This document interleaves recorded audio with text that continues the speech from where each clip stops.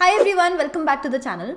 आज मैं आपको एक ऐसा क्वेश्चन आंसर करके दूंगी इस चैनल पे जो बहुत ज़्यादा पूछा गया है, लेकिन उसका एक सिस्टमैटिक एक्सप्लेनेशन देना बहुत ज़रूरी था, विच इज़ कि क्या एवरेज स्टूडेंट्स आईआईएम्स में पहुंच सकते हैं या नहीं। इस क्वेश्चन का जवाब देने के लिए मैं इस वीडियो को और आपकी आज से लेके आईआईएम तक की जर्नी को भी 3 पार्ट्स में डिवाइड करती हूँ। सबसे पहला जब आप कैट का एग्जाम लिखोगे, सेकंड जब आप किसी भी एमबीए इंटरव्यू में बैठोगे, एंड फाइनली जब आप किसी भी बी स्कूल में प्लेसमेंट के लिए बैठोगे। यही 3 मौके हैं जब इवैल्यूएट किया जाएगा कि क्या आप एक एवरेज कैंडिडेट हो, और आपकी definition of average candidate is not the same as interviewer या जो आपको इवैल्यूएट कर रहे हैं उनकी डेफिनेशन। तो आज हम ये जानते हैं कि उनकी डेफिनेशन क्या है। सबसे पहली स्टेज है कैट प्रिपरेशन। इसको मैं बहुत ही छोटा रखूंगी क्योंकि इसके ऊपर मैंने बहुत सारी वीडियोस बना रखी हैं प्लेलिस्ट में, जो आप चेक कर सकते हो। सिंपल सा लॉजिक ये है कि कैट एग्जाम को क्रैक करने के लिए आपको जीनियस होने की जरूरत नहीं है। ये एग्जाम इतना बेसिक एग्जाम है जो आपकी स्ट्रेस हैंडल करने की एबिलिटी और डिसीजन मेकिंग को टेस्ट करता है। आप खुद सोचो, एक ऐसा एग्जाम जिसमें लेट्स से टोटल मार्क्स 198 हैं, उसमें अगर आप 98 या 99 मार्क्स यानी कि 50% मार्क्स भी ले आते हो तो भी आपकी 99 परसेंटाइल आती है। आप खुद सोचो कि एक ऐसा एग्जाम जो 50% पे आपको आईआईएम में एडमिशन दिला रहा हो, दैट मीन्स कि वो एग्जाम चाहता भी नहीं है कि आप सारे के सारे क्वेश्चन अटेम्प्ट करके आओ। वो टेस्ट कर रहा है आपके डिसीजन मेकिंग स्किल्स, और वो टेस्ट कर रहा है आपका स्ट्रेस हैंडलिंग कैपेबिलिटी कि आप कम समय में कौन से क्वेश्चंस करके आते हो। ये दोनों ही स्किल्स सिर्फ और सिर्फ प्रैक्टिस और कंसिस्टेंसी मांगते हैं। तो इस वहम में मत रहो कि अगर आप एवरेज हो तो आप कैट एग्जाम क्लियर नहीं कर सकते। आप डेफिनेटली कर सकते हो। The second stage is that of interview preparation. इसके क्राइटेरिया बताने से पहले मैं एक इंपॉर्टेंट अनाउंसमेंट करना चाहती हूँ। मैंने एक कोर्स लॉन्च किया था जीडीपीआई प्रिपरेशन पे, जिसमें प्री रिकॉर्डेड क्लासेस है, लेकिन मुझे ये फीडबैक दिया गया कि इसमें तो कोई लाइव सेशन ही नहीं है, ना ही आप कोई मॉक इंटरव्यूज ऑफर कर रहे हो। तो let me share an alternative for you. Unacademy अपना जीडीपीआई का कोर्स लॉन्च कर रहा है ऑन 10th of January, जिस कोर्स में मैं खुद भी 5 ऐसे सेशंस लूंगी ऑन डिफरेंट टॉपिक्स जो आप स्क्रीन पे भी देख सकते हो। ये सारी क्लासेस लाइव होंगी और मेरी क्लासेस 20th of January के बाद शेड्यूल होंगी। मेरे अलावा 3 और एजुकेटर्स हैं जो ये क्लासेस लेंगे, जिसमें रवि सर, शबाना मैम और लोकेश सर होंगे। उसके अलावा अनअकैडमी ने कुछ स्पेशलिस्ट को भी इन्वाइट किया है, जैसे जो आपको फाइनेंस की नॉलेज दे सकते हैं, मार्केटिंग की नॉलेज दे सकते हैं। तो वो सारी क्लासेस भी इसका पार्ट होंगी। हर पर्सन जो इसमें एनरोल करेगा उसे 3 मॉक इंटरव्यूज मिलेंगे, 3 मॉक जीडीज मिलेंगे और एक वैट इवैल्यूएशन भी मिलेगा। इस कोर्स का प्राइस और ड्यूरेशन इज 8,000 फॉर 2 months, यानी कि अगर आप इनका सब्सक्रिप्शन लेते हो तो वो 2 महीने के लिए वैलिड होगा। और इस 8,000 के ऊपर भी if you want 10% discount, you can use my code SACAT10। तो ये कोर्स आपको थ्योरेटिकल एंगल तो देता ही है, जहां आपको वैट, पीआई के बेसिक्स प्लस जीके, फाइनेंस, ये सब पढ़ाया जाएगा, but you will also get the practical exposure which is mock interviews. तो करंट आईआईएम स्टूडेंट्स या ग्रेजुएट्स या इवन जो इंडस्ट्री एक्सपर्ट्स हैं इंटरव्यू लेने में, वो आके आपका इंटरव्यू लेंगे और आपको फीडबैक भी देंगे। So if you want to enroll for this course, इसका लिंक मैं पिन कमेंट और डिस्क्रिप्शन में ऐड कर दूंगी along with my own course. You have many options out in the market, लेकिन I can vouch for this, तभी मैं इसका खुद भी पार्ट हूँ, बिकॉज आई नो कि टीम कितना मेहनत कर रही है to give you everything you need to prepare you for the interviews. तो अब बढ़ते हैं इंटरव्यू की स्टेज पे। इंटरव्यू की स्टेज पे मालूम है क्या होता है कि हमें लगता है कि अगर हमारी प्रोफाइल अच्छी नहीं है तो हम एक एवरेज स्टूडेंट हैं, हमारे मार्क्स अच्छे नहीं हैं, हमारे पास कोई इंटर्नशिप नहीं है, हमने कोई कोर्सेज नहीं किए, हमारे पास कोई ऐसी अचीवमेंट भी नहीं है कि कोई हमें एक्स्ट्रा ऑर्डिनरी समझेगा। तो then how do we convince the interviewers to select us? And यहाँ पर आते हैं वो क्राइटेरिया जो इंटरव्यूअर्स यूज करते हैं to think whether you are an average student और नॉट। मैंने बहुत से आईआईएम प्रोफेसर से कैंपस पे इस चीज के बारे में बात भी की हुई है कि आप क्या सोच के डिसाइड करते हो कि आपको किसी पर्सन को सिलेक्ट करना है या नहीं करना है। And what they shared was very astounding. उनके दिमाग में 3 तरह के फैक्टर्स चलते हैं। सबसे पहले होते हैं हार्ड स्किल्स, जिसके लिए हम ये कोर्सेज, इंटर्नशिप, हर वो चीज़ करते हैं जो हमारी प्रोफाइल को बिल्ड करने में हेल्प करती है। But the strange part is कि ये हार्ड स्किल्स एक हाइजीन चेक होता है।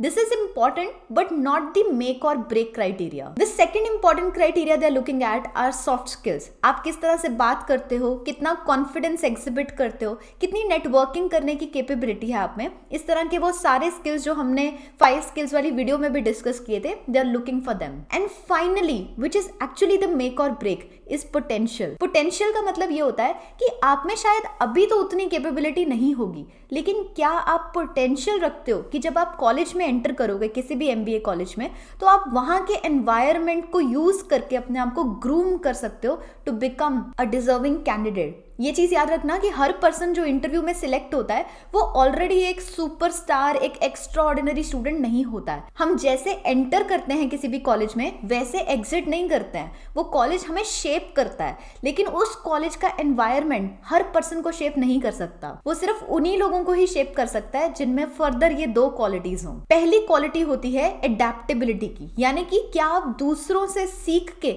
अपने ओपिनियंस को चेंज करना जानते हो. जो लोग बहुत ही रिजिड होते हैं ना, जिन्हें लगता है कि जो मैं सोचता हूं बस वही है पत्थर की लकीर, उसके अलावा तो कुछ और हो ही नहीं सकता, वो लोग कभी भी इंटरव्यू में सिलेक्ट नहीं होते. एंड दूसरा important quality is passion, which means कि क्या आपको किसी भी ऐसी चीज की नॉलेज है, कुछ ऐसा इंटरेस्ट है जो बहुत ही यूनिक हो और उसको आप अपने पैशन के तौर पे इंटरव्यू में शो कर पाओ. मेरे बहुत से ऐसे बैचमेट्स हैं जिनको कॉफी, गेमिंग, एयरलाइन ऐसे यूनिक एरियाज में इंटरेस्ट रहा है, और जब भी उनके इंटरव्यूज में इन टॉपिक्स की बात उठी है, जो कॉन्वर्जेशन हुई है, उस कॉन्वर्जेशन में उन्होंने अपना पैशन, अपना इंटरेस्ट शोकेस किया है. And that passion really reflects कि यार ये पर्सन को अगर मैंने सिलेक्ट कर लिया तो ये कैंपस में ना सिर्फ वैल्यू ऐड करेगा बट अपने पैशन को किसी और चीज में भी ट्रांसफर कर सकता है. एक पर्सन जो गेमिंग में अपना पूरा इंटरेस्ट शो कर सकता है, वो पढ़ाई में भी कर सकता है, उसे बस मन बनाने की जरूरत होती है. So that is exactly what they are looking for,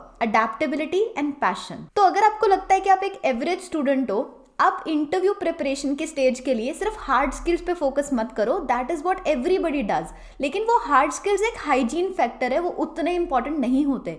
soft skills important होते हैं, पोटेंशियल इंपॉर्टेंट होता है, जिसमें फर्दर अडैप्टेबिलिटी और पैशन इंपॉर्टेंट होता है. इन सारी चीजों का सम्मेशन है जो आपको इंटरव्यू में सिलेक्ट करवाता है. अब हम फाइनल स्टेज की तरफ बढ़ते हैं, which is B school placement interviews. मैं जो आपको अब बताने जा रही हूँ वो बताते हुए मुझे बहुत अफसोस हो रहा है, लेकिन अगर आप सच जानोगे तभी आप अपने आप को प्रिपेयर कर पाओगे, both mentally as well as profile wise. So B school के अंदर 2 स्टेजेस में इंटरव्यूज होते हैं. पहले को बोलते हैं समर इंटर्नशिप इंटरव्यूज, यानी कि जब आप कैंपस में एंटर करते हो सिर्फ 4-5 महीनों के बाद ही नवंबर-दिसंबर के आसपास आपके इंटरव्यूज होते हैं इंटर्नशिप्स के लिए. इसको समर प्लेसमेंट भी बोलते हैं. अब जो चीज आपको जाननी चाहिए वो ये कि ये जो 3 क्राइटेरिया आपकी इंटरव्यू स्टेज में लागू होते थे, उनमें से सिर्फ और सिर्फ हार्ड स्किल्स का क्राइटेरिया है जो मैटर करेगा. And that is simply because आपके CV के बेसिस पे आपको किसी भी कंपनी से शॉर्टलिस्ट आएगी.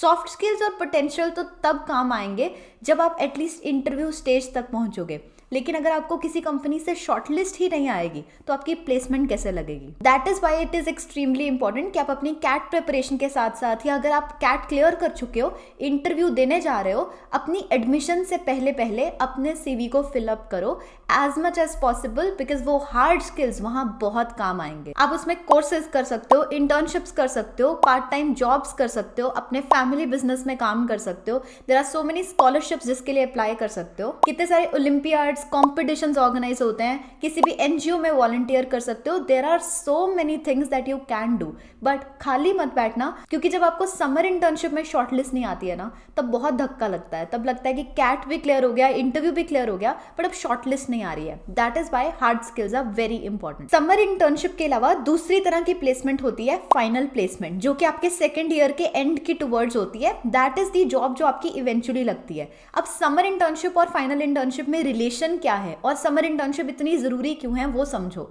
समर इंटर्नशिप में जो कंपनीज आती हैं उनमें से बहुत सी कंपनीज फाइनल प्लेसमेंट में नहीं आती हैं, और समर इंटर्नशिप में ही मेजॉरिटी लोगों को PPO मिल जाता है, which is pre placement offer. यानी कि किसी भी कंपनी को आपका काम अगर समर इंटर्नशिप के दौरान अच्छा लगता है, वो आपको एक PPO दे देते हैं कि आपको हम डायरेक्टली जॉब ऑफर कर रहे हैं, आपको अपने कॉलेज की फाइनल प्लेसमेंट में बैठने की जरूरत नहीं है. अब ये सोचो कि अगर आपको समर इंटर्नशिप के दौरान ना तो अपनी मनचाही जॉब मिली, और जहां आपने इंटर्नशिप की वहां आपको PPO भी नहीं मिला, तो आपके पास only option that remains is final placement. अब उस फाइनल प्लेसमेंट में सिलेक्ट होने के लिए what really matters is only what you did during that MBA and nothing जो आपने पहले किया हो. So that is the stage जहां आप एक्चुअली में अपने आप को ग्रूम करके, शेप करके, MBA जर्नी को यूज करके किसी भी अच्छी कंपनी में सिलेक्ट हो सकते हो. आप अपनी फाइनल प्लेसमेंट के अंदर MBA के दौरान मेहनत करके, काम करके, अच्छे मार्क्स सिक्योर करके तब प्लेस हो सकते हो. उस समय जो स्किल्स काम आएंगे that are your hard skills as well as your soft skills. लेकिन इन दोनों ही स्टेजेस में, यानी कि समर इंटर्नशिप और फाइनल प्लेसमेंट में, आपको हार्ड स्किल्स की इंपॉर्टेंस रियलाइज होगी. That is why I am saying कि अगर आप ये वीडियो एडवांस में देख रहे हो, अगर आपको वो रियलिटी अभी ही पता है, you should utilise it to not be an average student any more. अब आपको पता है कि आपको तीनों स्टेजेस में किन चीजों की जरूरत है. आई होप ये वीडियो आपको एक रोड मैप देके जाए, आपको एक्सप्लेन करे कि आगे की जर्नी कैसी होगी. And I wish you the very best. I hope you make it to your dream college.